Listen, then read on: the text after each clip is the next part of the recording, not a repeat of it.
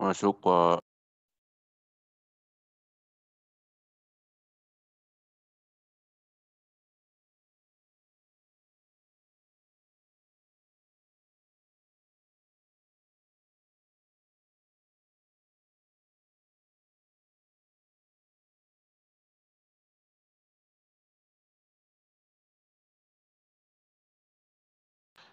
Baik, Pak. Saya akan memimpin dengan iman Katolik, yang lain bisa menyesuaikan. Atas nama Bapa dan Putra dan Roh Kudus. Amin. Ya Bapak, terima kasih karena Engkau telah mempertemukan kami pada rapat atau pembelajaran pada hari ini. Berkatilah kami supaya mendapatkan ilmu yang cukup dan bisa berguna bagi masa depan kami. Amin. Atas nama Bapa dan Putra dan Roh Kudus. Amin. Terima kasih.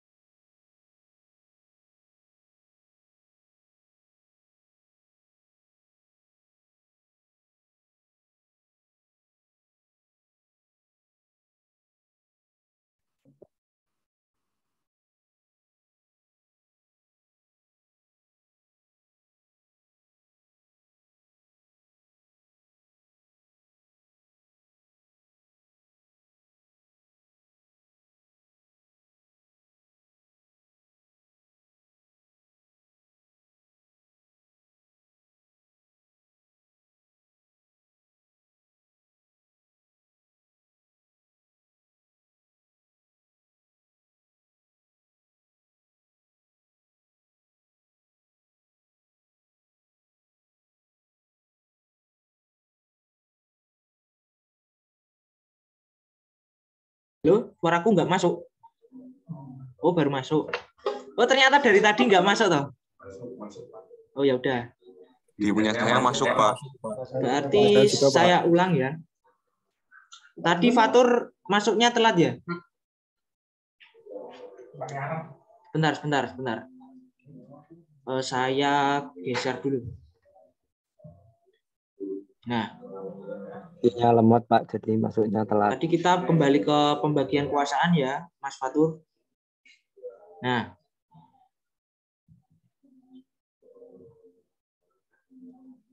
karena tadi Mas Fatur masuknya telat.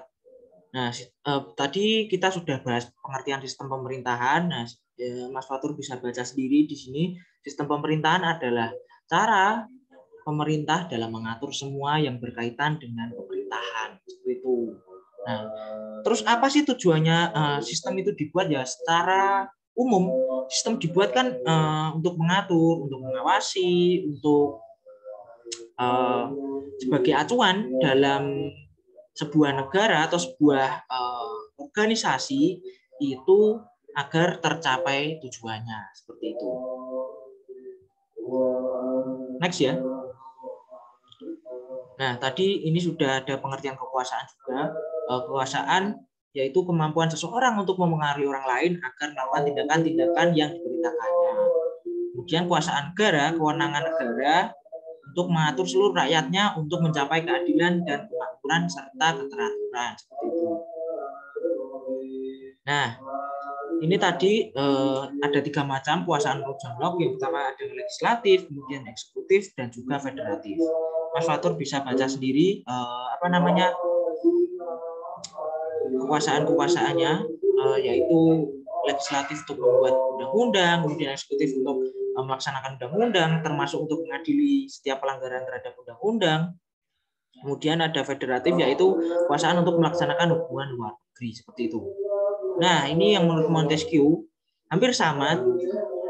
Kekuasaan legislatif yaitu untuk membuat undang-undang, eksekutif untuk melaksanakan undang-undang, kemudian yudikatif untuk mempertahankan undang-undang termasuk mengadili setiap perkara yang menyangkut undang-undang tersebut, gitu. Nah, ini tadi ya.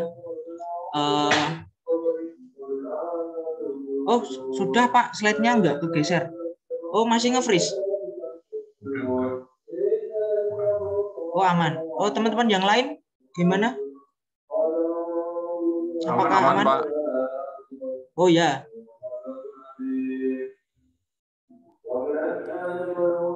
Terima kasih. Yang lain aman, mungkin koneksinya dari Mas Fatur ya, berarti ya. Kalau di saya normal ya. Nah, tadi kan kita sudah bahas ini kenapa harus ada pembagian kekuasaan di Indonesia. Ya, kalau tidak dibagi, kalau tidak ada pembagian kekuasaan di Indonesia, bagaimana kita mendapatkan sebuah atau seorang pemimpin?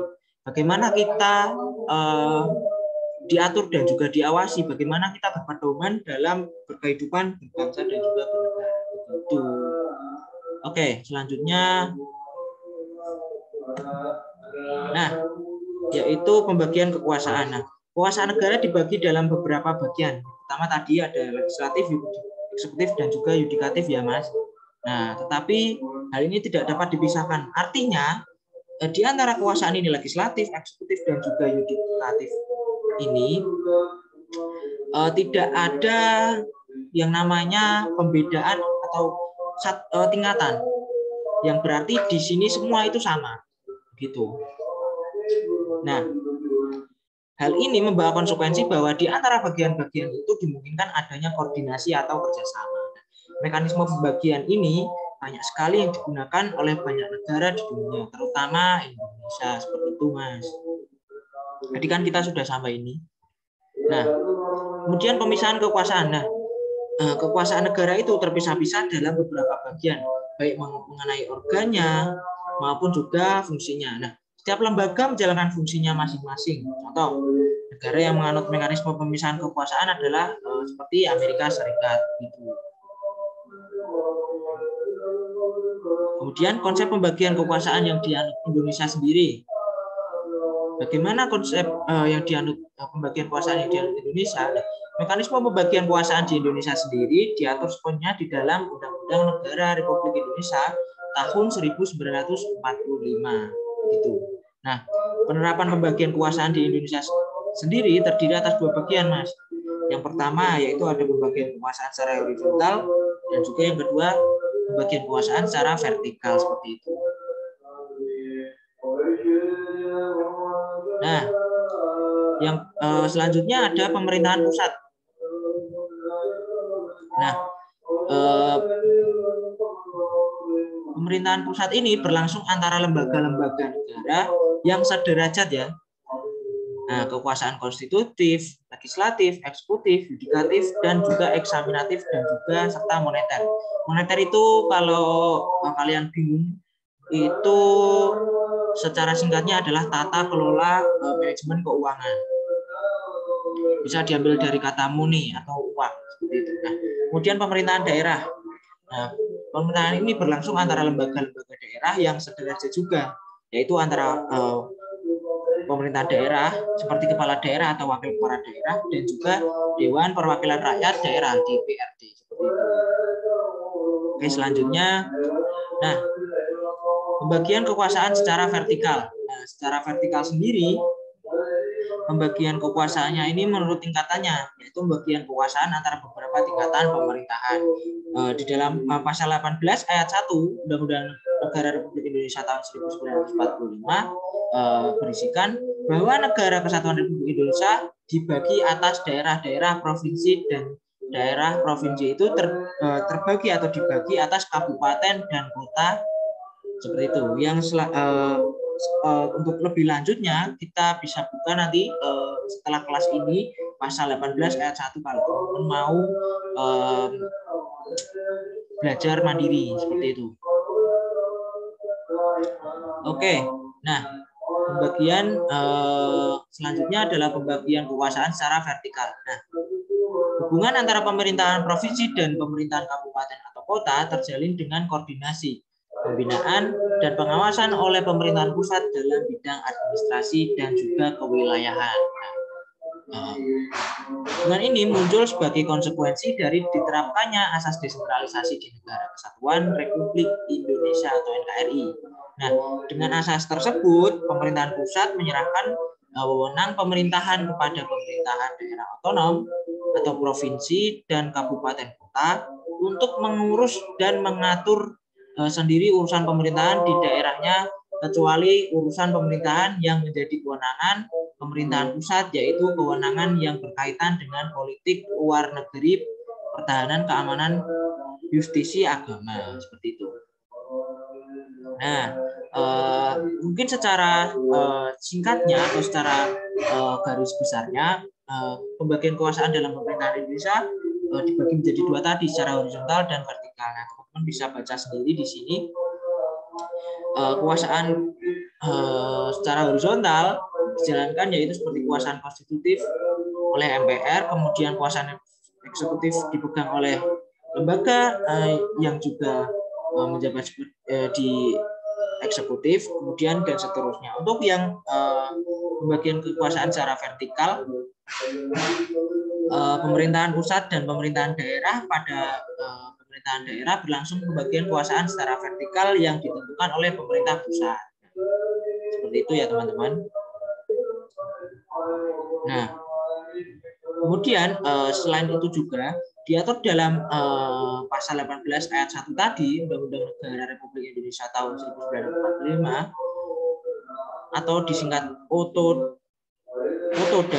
diatur dalam pasal 18 ayat 5 UUD Negara Republik Indonesia tahun 1945 seperti itu. Oke, nah selanjutnya kita masuk ke kedudukan, fungsi, dan kementerian negara Republik Indonesia. Nah, pembentukan kementerian. Nah, di sini adalah kementerian lembaga pemerintahan Indonesia yang membidangi urusan tertentu dalam pemerintahan. Kementerian berkedudukan di ibu kota negara yaitu Jakarta. Berarti besok kalau misalnya ibu kotanya pindah di Kalimantan, ya pemerintahnya pindah dong Pak. Ya jelas iya, karena sudah di peraturannya begitu, kementerian berkedudukan di ibu kota negara. Ibu kota negara kita besok rencananya pindah di Kalimantan, tetapi yang perlu kalian garis besari adalah walaupun ibu kotanya pindah di Kalimantan, pusat perekonomian atau pusat untuk teknologi dan juga perkembangan-perkembangan lainnya itu tetap ada di Jakarta seperti itu. Nah, kemudian pembentukan kementerian dilakukan paling lama 14 hari kerja sejak Presiden mengucapkan sumpah atau janji. Nah, urusan pemerintahan yang nomenklatur kementeriannya secara tegas disebutkan dalam Undang-Undang 1945 harus dibentuk dalam satu kementerian tersendiri. Gitu.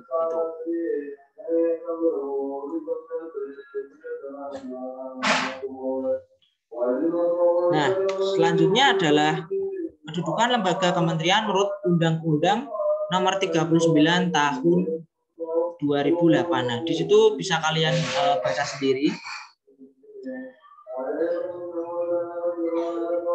Nah, Kementerian Negara pada bab 2, kedudukan dan urusan pemerintahan. Kementerian berkedudukan di Ibu Kota Negara Republik Indonesia. Itu typo ya, saya tulisnya. Nah, jadi tadi sudah saya terangkan kalau misalnya ibu kota kita pindah ke Kalimantan, tetap saja kementerian juga harus pindah dari Jakarta ke Kalimantan. Seperti itu, teman-teman. Nah, selanjutnya setiap menteri membidangi urusan tertentu dalam pemerintahan yang terdiri atas yang pertama, urusan pemerintahan yang nomenklatur kementeriannya secara tegas disebutkan dalam Undang-Undang Dasar Negara Republik Indonesia tahun 1945 serta meliputi urusan luar negeri dan juga dalam negeri termasuk juga pertahanan. Kemudian yang kedua yaitu urusan pemerintahan yang ruang lingkupnya disebutkan dalam Undang-Undang Dasar 1945 meliputi urusan agama, hukum, keuangan, keamanan, hak asasi manusia, pendidikan, serta kebudayaan dan juga kesehatan, sosial ketenagakerjaan, industri, perdagangan, pertambangan, energi, pekerjaan umum, dan yang terakhir yaitu transmigrasi. Gitu. Nah, selanjutnya setiap menteri membidangi urusan tertentu dalam pemerintahan yang terdiri atas urusan pemerintahan dalam rangka penajaman koordinasi, kemudian dan juga sinkronisasi program pemerintah. Meliputi urusan perencanaan pembangunan nasional, aparatur negara, kesekretariatan negara, badan usaha milik negara atau BUMN, kemudian pertahanan, kependudukan, lingkungan hidup, serta ilmu pengetahuan dan teknologi, investasi koperasi, usaha kecil dan menengah atau yang biasa sekarang disebut UMKM, kemudian juga ada pariwisata, pemberdayaan perempuan, pemuda, olahraga, perumahan, dan pembangunan kawasan atau daerah tertinggal. Seperti itu. Nah, selanjutnya kita membahas mengenai kedudukan dan fungsi lembaga pemerintahan non-kementerian. Nah, lembaga pemerintahan non-kementerian merupakan lembaga negara yang dibentuk untuk membantu presiden dalam melaksanakan tugas pemerintahan tertentu. Lembaga pemerintahan non-kementerian berada di bawah presiden dan bertanggung jawab langsung kepada presiden melalui menteri atau pejabat setingkat menteri yang terkait seperti itu. Lembaga pemerintahan non-kementerian didirikan dengan tujuan atau untuk melaksanakan tugas khusus yang didelegasikan kepadanya oleh presiden. Pembentukan dan pembubarannya tergantung pada keinginan presiden. Presiden dapat membentuk yang baru atau membubarkan yang lain semata-mata tergantung pada keinginannya saja. Jadi di sini ya teman-teman, lembaga pemerintahan non-kementerian tadi berhak dibubarkan presiden apabila misal mungkin kinerjanya kurang atau mungkin terdapat ketidaktepatan dalam progres-progresnya untuk tadi melaksanakan tugas khusus yang didelegasikan kepada lembaga tersebut oleh presiden seperti itu. Nah, kalian bisa baca sendiri lembaga pemerintahan non-kementerian yang ada di Indonesia, yaitu seperti Arsip Nasional Republik Indonesia atau ANRI, Badan Informasi Geospasial BIG, Badan Intelijen Negara atau BIN, Badan Kepegawaian, kemudian ada Badan Kependudukan dan lain sebagainya. Kalian bisa baca sendiri di sini.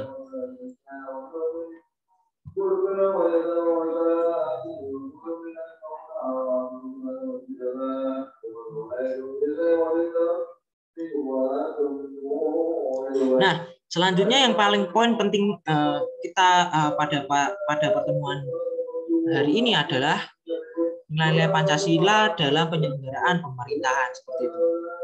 Nah, yang pertama ada nilai ketuhanan yang Maha Esa, mengandung arti adanya pengakuan dan keyakinan bangsa terhadap adanya Tuhan sebagai pencipta alam semesta.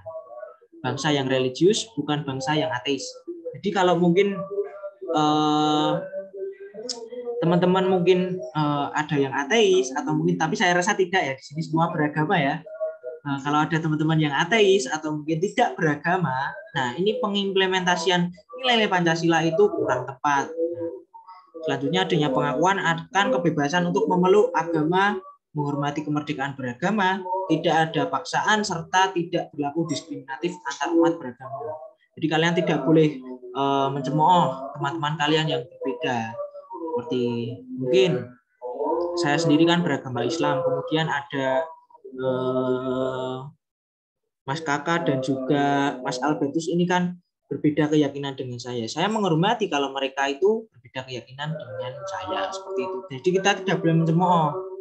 Nah, kemudian yang kedua, nilai arti kemanusiaan yang adil dan beradab, mengandung arti kesadaran sikap dan perilaku sesuai dengan nilai moral dalam hidup bersama atas dasar tuntutan hati nurani dengan memperlakukan sesuatu hal sebagaimana mestinya, seperti itu.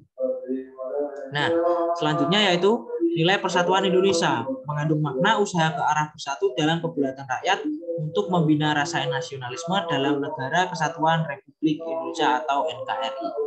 Nah, persatuan Indonesia di sini sekaligus mengakui dan menghargai sepenuhnya Indonesia terhadap keanekaragaman yang dimiliki bangsa Indonesia. Tadi ya, dari kita mentoleransi atau dari kita menghormati adanya perbedaan seperti keyakinan atau ras ataupun suku, nah maka akan timbul persatuan di Negara Kesatuan Republik Indonesia. Nah itu pada intinya adalah pengimplementasian nilai Pancasila sila ketiga tadi. Nah, kemudian selanjutnya nilai keempat yaitu nilai kerakyatan yang dipimpin oleh hikmat kebijaksanaan dalam permusyawaratan perwakilan. Nah, mengandung makna suatu pemerintahan dari rakyat, oleh rakyat, dan untuk rakyat dengan cara musyawarah mufakat melalui lembaga-lembaga perwakilan.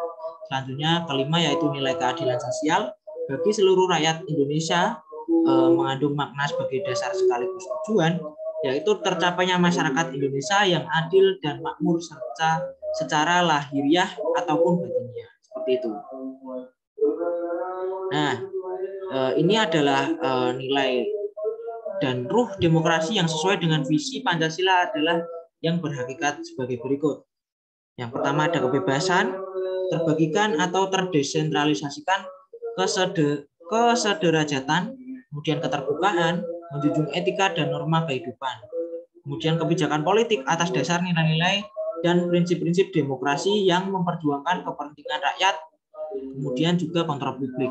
Selanjutnya yaitu ada pemilihan umum yang lebih berkualitas dengan partisipasi rakyat yang seluas-luasnya. Kemudian yang terakhir yaitu D, ada supremasi hukum, seperti itu. Oke, nah karena materi tadi sudah saya paparkan, sekarang mungkin saya akan berikan tugas. Tugasnya akan saya ketik di kolom chat ya. Nanti bisa kita bahas untuk pertemuan selanjutnya. Jadi kita harus diskusi mengenai sebentar, saya akan tulis di kolom chat.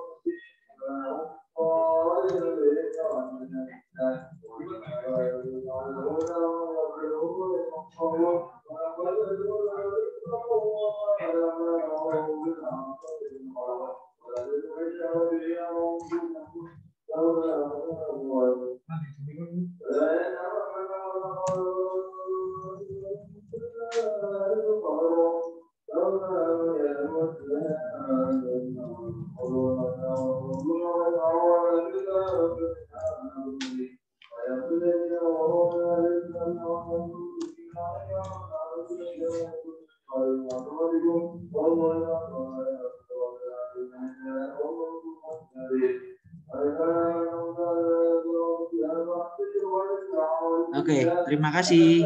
Nah, ini terkait dengan materi yang saya paparkan tadi. Apakah teman-teman di sini ada yang ingin bertanya atau mungkin diskusi dengan saya persilakan. Jangan malu-malu ya. Enggak apa-apa. Ini soalnya ini kita itu kelas yang sangat santai tetapi tetap kondusif seperti itu.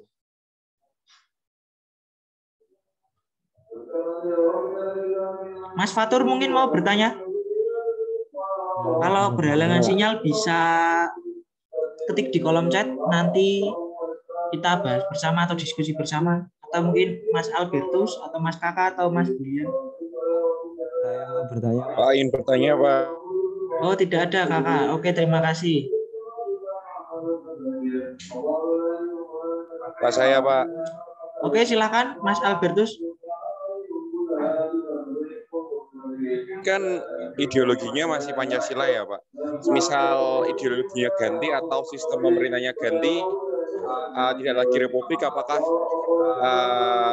materi-materi yang Bapak jelaskan ini tadi berubah, Pak? Atau masih sama atau hanya beberapa sebagian yang dirubah? Begitu, Pak.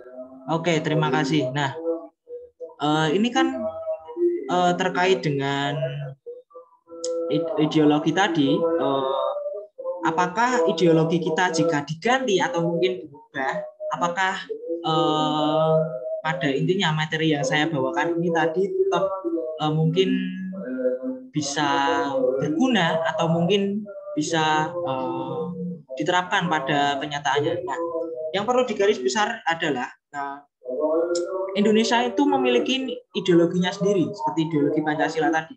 Nah, pada intinya kan kita mengimplementasikan nilai-nilai yang ada di dalam ideologi Pancasila seperti itu. Nah, misalnya ideologi kita diganti ideologi fasisme atau mungkin komunisme. Nah, mengenai fasisme sendiri seperti zaman Perang Dunia Kedua seperti yang muncul di Jerman dengan organisasi atau kelompok Nazi, Nasional Zionismus itu. Nah, itu kan mereka juga punya ideologinya sendiri. Mereka juga mengimplementasikan nilai-nilainya mereka sendiri seperti itu. Nah, jadi apa yang diwariskan para pendahulu, the founding fathers pada kita, itu harus kita maksimalkan seperti itu. Karena Pancasila pada dasarnya kan ideologi yang kita sendiri bangun gitu. Dari kita ya untuk kita seperti itu tadi. Gitu. Apakah masih ingin bertanya, Mas Bertus, atau bagaimana? Sudah, Pak. Terima kasih, Pak. Oke, Mas Fatur silakan mau bertanya. Halo, Pak. Dengar suara saya, Pak? Oh, tidak kedengaran, Mas, suaranya. Mohon diketik di chat saja. Ya. Oh, ya.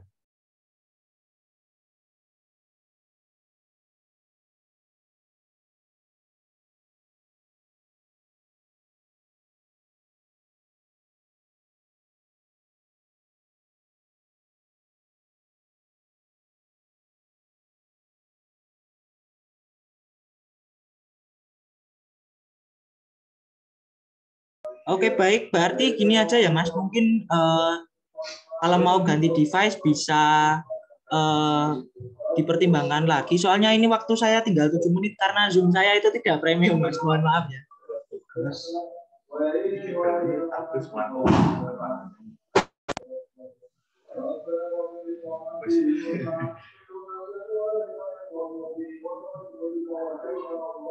Oke. Ini Mas Fatur sudah masuk.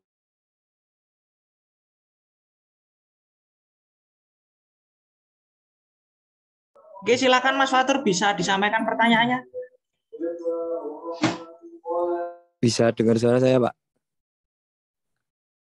Oke, dengan jelas bisa. Silakan. Jadi kan Bapak tadi berbicara tentang otonomi daerah ya, Pak. Nah, menurut Bapak kalau mungkin dari berlakunya otonomi daerah dari zaman dahulu hingga sekarang, menurut Bapak masih relevan tidak? Soalnya kan kayak otonomi daerah kan jadi kayak ini ya, Pak. Misal di daerah Jawa Tengah gitu jalannya bagus, terus kayak kayak konsumsi atau lain-lainnya gitu kan juga tercukupi lah, sedangkan di daerah seperti Aceh, Papua yang di pedalaman gitu kan masih kurang, Pak. Menurut Bapak gimana solusinya, atau mungkin kita udah tidak pakai otonomi daerah atau apa gitu, Pak? Terima kasih, Pak. Oke, terima kasih pertanyaan yang cukup kritis dari Mas Fatur ya. Saya akan menerangkan sedikit mungkin. Nah, fungsinya otonomi daerah kan untuk membagi-bagi, bagaimana kekuasaan pusat itu turun ke pemimpin-pemimpin kekuasaan yang lain, seperti ada bupati, kemudian ada mungkin gubernur seperti itu. Nah, tadi kan juga disinggung soal pembangunan yang tidak merata. Nah, apakah masih relevan pada sampai saat ini? Ya, saya rasa ya masih relevan, Mas. Yang menjadi masalah kan adalah komunikasi antar bagian-bagian elemen-elemen dari struktur pemerintahnya tersebut. Nah, jadi apakah orang ini mungkin bisa dikatakan mendengarkan suara rakyat atau mungkin mengutamakan pembangunan di daerah tertentu, itu kan bisa antara komunikasinya seperti itu. Nah, dan juga menurut saya jika Anda di sini semua besok menjadi seorang pemimpin, saya rasa Anda harus benar-benar berkaca kepada diri Anda sendiri, atau mungkin melihat ke bawah orang-orang yang mendukung Anda, orang-orang yang bergerak di belakang Anda untuk mengupayakan tujuan bersama seperti itu. Nah, jadi pada intinya kan permasalahannya hanya di komunikasi atau koordinasi antara pemimpin serta pemimpin lainnya di dalam struktur organisasi pemimpin tersebut. Begitu, Mas. Jadi apakah masih relevan? Ya masih, seperti itu.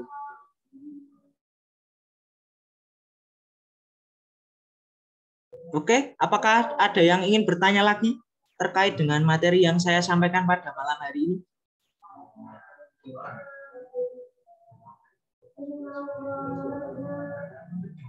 Kalau tidak ada, bisa pimpin kami dalam doa untuk menutup kelas kita pada hari ini ya. Nah, ini kelas yang sangat menyenangkan menurut saya, dipenuhi mahasiswa yang kritis, siswa-siswa yang kritis.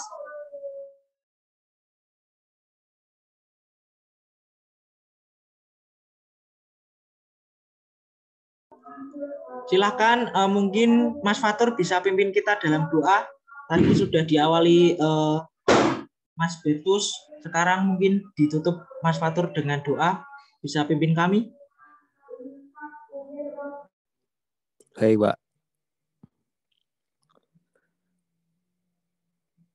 Terima kasih Bapak pembimbing sekaligus seluruh teman-teman yang sudah berkenan untuk bergabung dalam kelas ini.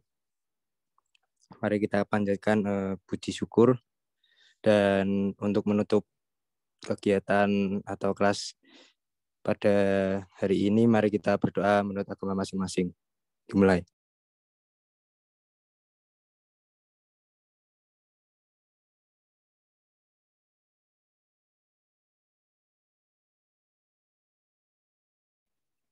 Baik, mungkin cukup saya kembalikan kepada Bapak pembimbing. Oke, terima kasih ya untuk pertemuan pada hari ini. Oh ya, jangan lupa PR-nya tadi ya, ini di-share di grup, atau mungkin teman-teman bisa diberitahu yang tidak hadir pada hari ini ada tugas dan akan dibahas di pertemuan selanjutnya terkait dengan pengimplementasian nilai-nilai Pancasila tadi ya. Apakah kaitannya dengan pemilu dan kampanye hitam atau black campaign, seperti itu. Oke, terima kasih. Silakan bisa live meeting atau live Zoom pada hari ini. Kelas saya akhiri. Sampai jumpa pertemuan selanjutnya. Terima kasih, Pak. Terima kasih, Pak.